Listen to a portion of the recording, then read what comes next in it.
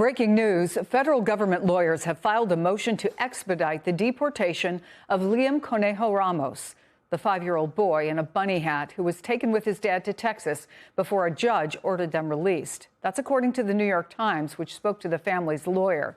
But in a statement to MS Now, DHS denied it's an expedited removal, calling it regular removal proceedings. But they are far from alone.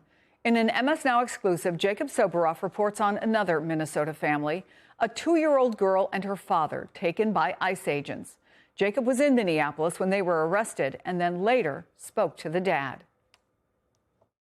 Elvis? Sí, buenos días. Buenos días. Buenos días, Elvis.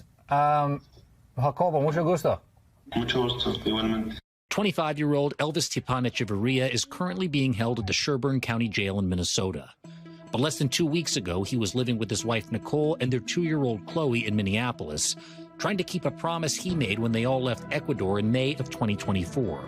That here, they would finally feel safe. I didn't want to risk something happening to us. And here, it felt safer for my baby. Speaking exclusively to MS Now, Elvis said everything changed January 22nd when federal immigration agents cornered him outside his home as he returned from the grocery store with his daughter.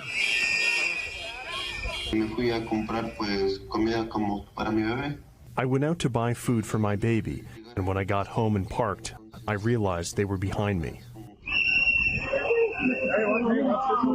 Elvis said when he saw the agents, he began driving around and called his wife, asking her to be ready to come outside and take their daughter. That never happened. Agents had already surrounded the car. Elvis said he locked the car doors, refused to lower the window, and held his daughter tightly. He says the agents didn't have a warrant.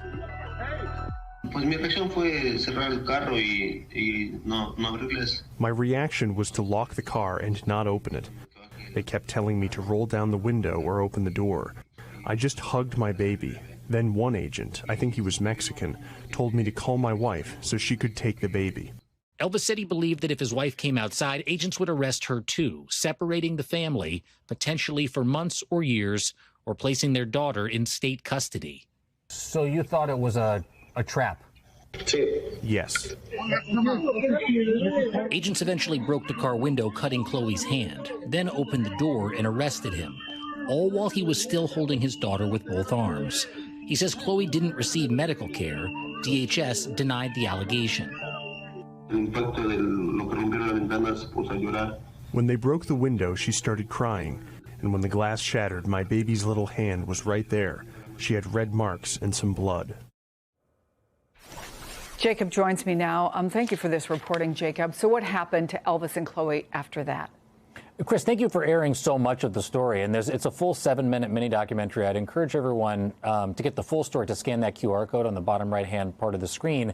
But the short version is that Elvis, against a judge's order, and Chloe were sent to Texas, only to be turned around and returned to Minneapolis the next morning. And I want to read to you what the Department of Homeland Security says is the reason why they picked him up. They said Border Patrol officers identified Elvis Stepan Echeverria, an illegal immigrant from Ecuador who committed felony reentry. And what I just want to make clear to everyone is that felony reentry is the crime when you're deported once and you come back to the United States. Elvis insists to us that he has only ever entered the United States once and has never before been deported. In fact, Chloe is 2 years old. Elvis was 23. He's 25 now when he first came to the United States, and it's something that we took to the Department of Homeland Security. They never answered our question about why there was this discrepancy. What does I say more generally, Jacob, about continuing to take children into custody? Well, as you'll hear when you listen to the full story here with Elvis, he insists, just like Liam Ramos's parents, that they use children, Chloe in this case and Liam in the other, as bait to get the other parent to come out and arrest the whole family altogether. There's a record number of children in ICE detention now. The Marshall Project has that data. It's in our story as well. But what DHS says is we don't use children as leverage. This is a quote. We enforce the law that was passed by Congress. That is Tricia McLaughlin. But, and again, two stories don't make a pattern, but they are two individual, unique stories, one in South Minneapolis, one in Columbia Heights, both places I was when I was in Minneapolis.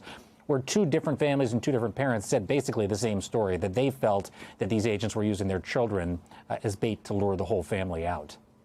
Meantime, in the same school district of Liam Conejo Ramos, the Washington Post reports that a principal lost contact with a fifth-grade student for a month.